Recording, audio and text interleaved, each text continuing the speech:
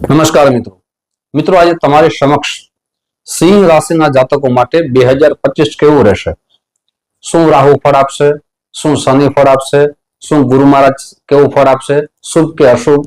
સાથે 12 માસ તમારે કઈ વાતની સાવધાની રાખવી જોઈએ? કયા આપને લાભ થવાનો છે? કયો મહિનો આપણા માટે લકી સાબિત થવાનો છે? સાથે આ વર્ષ પર્યંત આપણે કયા ઉપાયના માધ્યમથી આપણા જીવનમાં સુખમય, આનંદમય અને પ્રગતિમય બની શકે, વિસ્તારપૂર્વક આજે આપણે ચર્ચા કરશું. જે 3 ગ્રહોનું પ્રાધાન્ય આપણા જીવનમાં ખાસ કરીને જોવા મળે છે, જેમાં સૌથી પહેલા શનિ ભગવાન છે.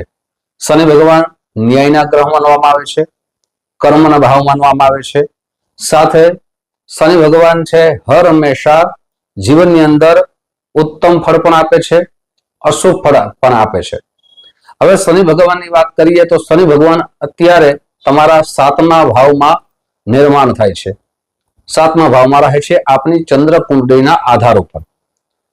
પણ જે શનિ ભગવાન છે એ 8મા ભાવમાં આવશે, એ એપ્રિલ મહિનામાં પરિવર્તન કરશે. એપ્રિલ મહિનામાં પરિવર્તન કરશે એટલે 8મા ભાવમાં આવવાથી આપને પનોતીનો જે ચરણ છે એ ચાલુ થઈ જશે. અને શનિ ભગવાનની 8મ ભાવ છે એ અશુભ ભાવ માનવામાં આવે છે. શનિ ભગવાનની 3 જગ્યાએ દ્રષ્ટિ પડે. સૌથી શનિ ભગવાનની દ્રષ્ટિ પડે છે એ 10મ ભાવમાં પડે છે, તૃતીય દ્રષ્ટિ, જે કર્મ ભાવ માનવામાં આવે છે, નોકરીનો ભાવ માનવામાં આવે છે. સાથે જીવનની અંદર પિતાનો ગ્રહ પણ ભાવ માનવામાં આવે છે. તૃતીય ભાવમાં શનિ ભગવાનની દ્રષ્ટિ પડવાથી આપને સાવધાની રાખવી ખૂબ જરૂરી છે. આપ જે નોકરી કરો છો એ નોકરીની અંદર જે પણ મહેનત કરો એ મહેનતનું પરિણામ આપને ન દેખાય તો નિરાશ થવાની જરૂર નથી. સાથે આપની સાથે જે સહકર્મચારીઓ કામ કરે છે એમનો સહયોગ ન મળે તો પણ આપને નિરાશ થવાની જરૂર નથી, કેમ કે શનિ ભગવાનની તૃતીય દ્રષ્ટિ છે આપના બોસ સાથે સંબંધ બગાડે, સહકર્મચારી સાથે સંબંધ બગાડે. પણ આપને ખૂબ જ ધીરજ રાખવાની જરૂર પડી શકે, ધૈર્ય રાખવાની જરૂર પડી શકે. કર્મ આપને જીવનની અંદર ખૂબ સારું કરવું પડે. પિતા સાથે પણ સંબંધ ખૂબ સાચવીને ચાલવો પડે. શનિ ભગવાન છે આમ તો 10મો ભાવ છે એ પિતાનો ભાવ અને 9મો ભાવ પણ પિતાનો ભાવમાં આવે છે. એટલે અને સાથે 10મો ભાવ છે એ સહકારી રાજાનો ભાવ, એટલે સહકારી લગતી દરેક કાર્યોને માનવામાં આવે છે. તો સરકારથી કોઈ પણ સાથે આપ જોડાયેલા હો તો એમાં આપણે નિરાશા આવી શકે છે. સામાન્ય મિત્રો વાત કરું તો કે આપને કોઈ મકાન બનાવ્યું છે તો મકાનના દસ્તાવેજ જે કરવાના છે એમાં કોઈ પણ રીતે વિલંબ આવી શકે છે. સરકારી અધિકારીઓથી આપણે જે સંબંધ હોય એ સંબંધમાં આપણે કાળજીપૂર્વક આગળ વધવાની જરૂર પડી શકે છે. નાની નાની કોઈ પણ સરકારી આપણે કાર્યો કરવા જઈએ તો એમાં આપણે વિલંબ થાય, એ સરકારી કામકાજમાં આપણે સફળ ના થઈએ. કોઈ ટેન્ડર પાસ કરાવવું છે અથવા કોઈ પણ સરકારના કાર્યોની અંદર આપણે જોડાવવું છે તો ત્યાં પર નોકરી કરવી છે, સરકારી નોકરી મેળવવામાં પણ વિલંબ થઈ શકે. મહેનત હોવા છતાં એ પાછળ આપણે પડી શકીએ. સાથે શનિ ભગવાનની જે 7મ દ્રષ્ટિ પડે છે એ બીજા ભાવમાં પડે છે. બીજો ભાવ છે એ વાણીનો ભાવ માનવામાં આવે છે, પરિવારનો ભાવ માનવામાં આવે છે, સાથે ધનનો ભાવ માનવામાં આવે છે. બીજો ભાવ અને 11મો ભાવ આ બંને ધન સંગ્રહ અને ધનની પ્રાપ્તિના ભાવ માનવામાં આવે છે. એટલે આપણે આ પોતાની વાણી પર કંટ્રોલ રાખવો ખૂબ જરૂરી છે. સાથે મિત્રો આ વિડીયો પહેલાથી આપને એટલા માટે બનાવીને મૂકીએ છીએ કે આપ સાવધાન થઈ જાઓ. જે પણ કાર્ય કરો સાવધાનીપૂર્વક કરો એટલે આપ એ નુકસાનથી બચી શકો. વાણી ઉપર આપણે ખૂબ કંટ્રોલ રાખવાની જરૂર પડી શકે છે. પરિવારના નાની નાની બાબતથી મોટા વિવાદનું કારણ ન બને, ઝઘડાઓ ના થાય એમને ખાસ કરીને આપણે કાળજી લેવાની જરૂર પડી શકે છે. ધન આપ જેટલું બચાવવાની કોશિશ કરો પણ આવક કરતા જાવકનો દર વધી ન જાય એ પણ આપણે કાળજી લેવાનો આ સમય છે. 8મ ભાવ છે એ શનિ ભગવાન છે અશુભ ફળની પ્રાપ્તિ કરાવે છે. જો આપની જન્મ કુંડળીમાં શનિ ભગવાન ઉચ્ચ ના હોય શનિ ભગવાન સ્વરાશિમાં હોય, શનિ ભગવાનની ડિગ્રી સારી હોય તો આપને શુભ ફળની પ્રાપ્તિ થઈ શકે. પણ જો શનિ ભગવાન આપની જન્મ કુંડળીમાં અશુભ સ્થાનમાં હોય, સાથે નીચ ભાવમાં હોય, અંશકળા ઓછી હોય અને તમને મહાદશા ચાલતી હોય તો એનું પરિણામ ખૂબ જ અશુભ આવી શકે છે. શનિ ભગવાનની તૃતીય દ્રષ્ટિ છે એ જે પંચમ ભાવમાં પડશે. પંચમ ભાવમાં પડવાથી સંતાન પ્રત્યે ચિંતા રહે, સંતાનના વિદ્યાભ્યાસમાં ચિંતા રહે, સાથે પ્રેમ સંબંધમાં પણ આપને દગો ફટકો ન થાય એની ખાસ કાળજી લેવાનો સમય છે.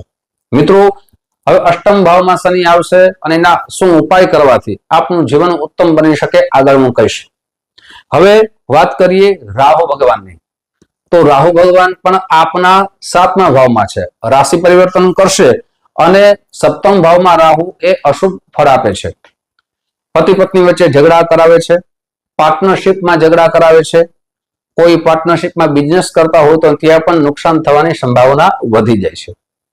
એટલે એમના પણ ઉપાય જરૂર કરવા જોઈએ. સાથે ગુરુ ભગવાન છે આપના ઉત્તમ સ્થાનમાં છે. ગુરુ ભગવાન આપણા માટે ઉત્તમ ફળદાયી બનશે. એ પણ 15 મે થી રાશિ પરિવર્તન કરશે. આપના માટે એ જે ગુરુ મહારાજ છે એ આપના 10મ ભાવમાં છે, કર્મ ભાવમાં છે.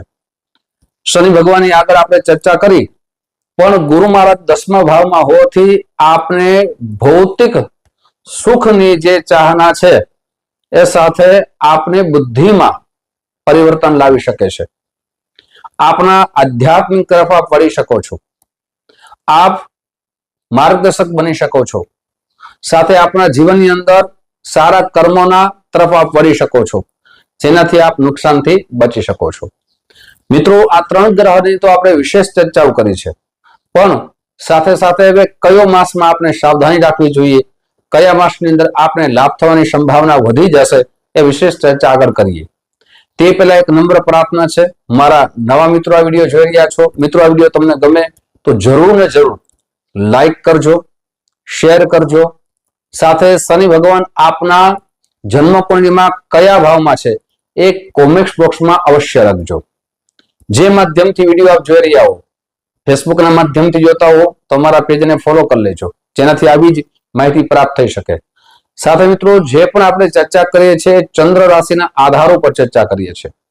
આપણી જન્મકુંડળીના ગ્રહો કઈ સ્થિતિમાં છે એ અમને ખબર નથી, પણ જો આપને જાણવું હોય કયા યોગ શુભ બનાવે છે, કયા યોગ અશુભ બનાવે છે, તો નંબર નીચે દેવામાં આવ્યા છે.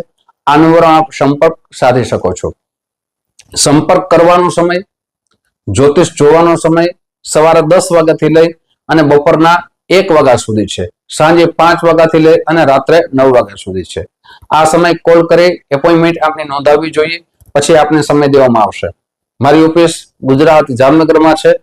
આપ ત્યાંથી ખૂબ દૂર રહેતા હો તો તેના માટે ઓનલાઈન વ્યવસ્થા રાખી છે.